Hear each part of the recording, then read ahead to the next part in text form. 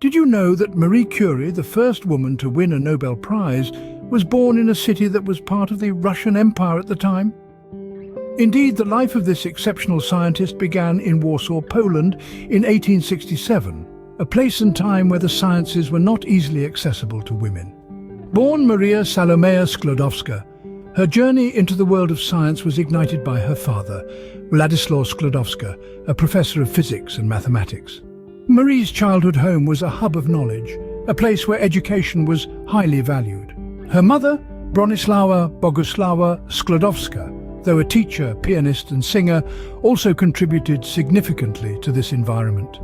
This early exposure to the sciences sparked a flame in Marie, a flame that would eventually illuminate the world of science. However, life wasn't always a bed of roses for young Marie.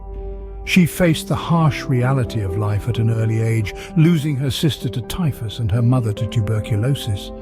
These significant losses plunged her into a depressive period, but her father, her rock, encouraged her to channel her grief into her studies.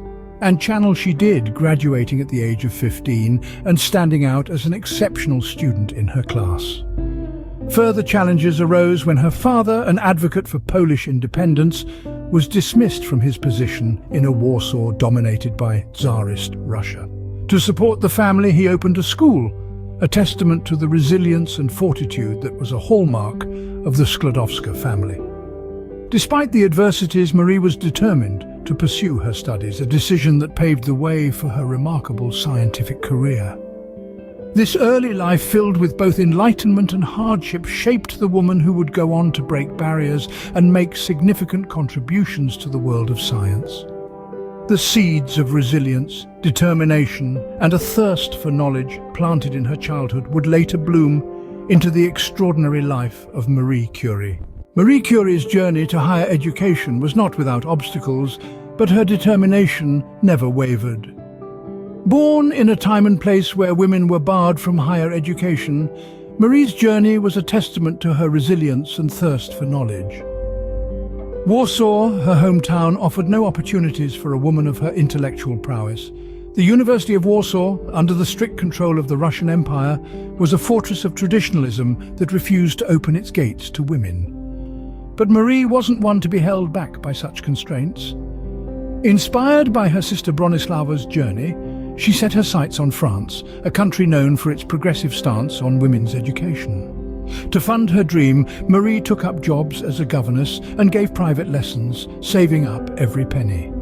Her unwavering dedication bore fruit in 1891 when she finally set foot in Paris.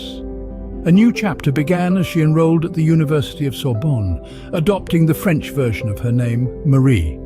At Sorbonne, Marie's brilliance shone through. She graduated in physics in 1893, standing out in her class. Not one to rest on her laurels, she pursued a degree in mathematics, completing it the following year. But Sorbonne did more than just provide Marie with an education. It was here that she met Pierre Curie, a professor of physics.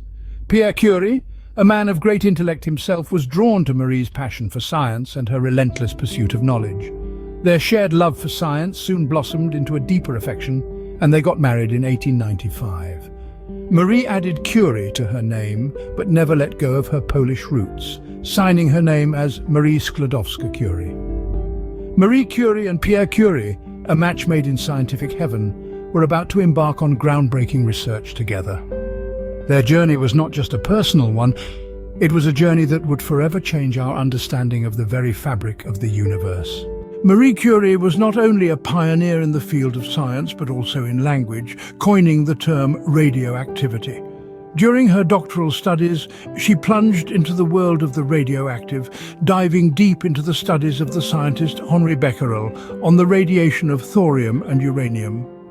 Her research ignited in the late 1890s, a time when the mysterious element uranium was intriguingly referred to as uranic rays. Marie Curie's intuition, however, told her there was more to the story.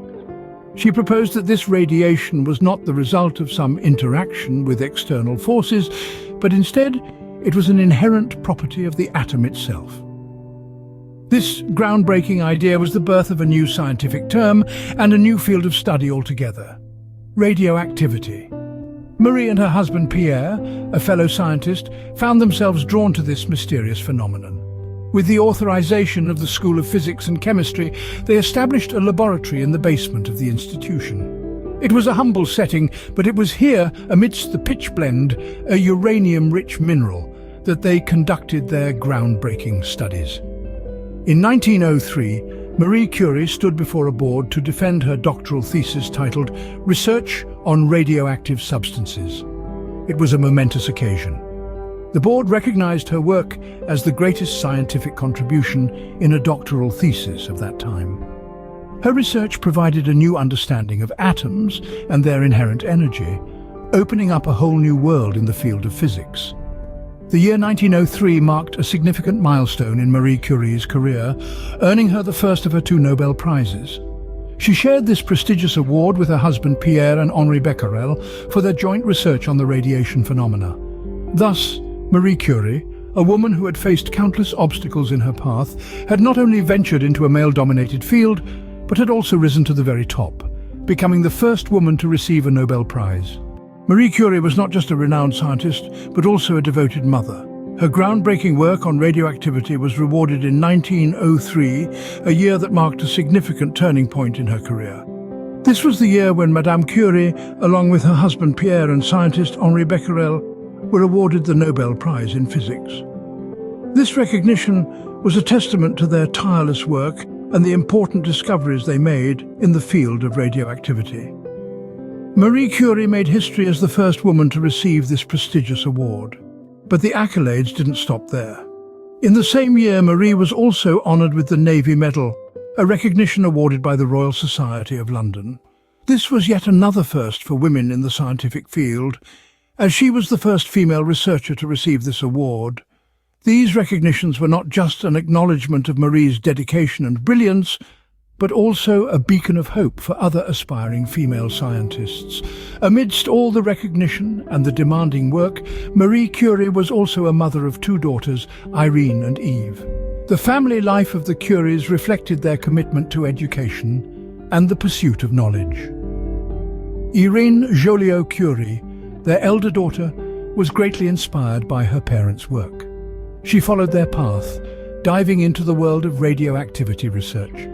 Her efforts mirrored her parents' dedication to science, and she too was awarded the Nobel Prize, further adding to the family's legacy. However, Marie Curie was not just a mother who passed down her knowledge to her children. She was a mother who instilled in her daughters the value of perseverance, the importance of education, and the courage to break barriers. She was a mother who proved that women could excel in fields dominated by men, setting a powerful example for her daughters and women everywhere. Marie Curie's family was a testament to her belief in education and the pursuit of knowledge. Through her life, she showed the world the power of resilience, the importance of curiosity, and the beauty of discovery, values that were deeply rooted in her family life.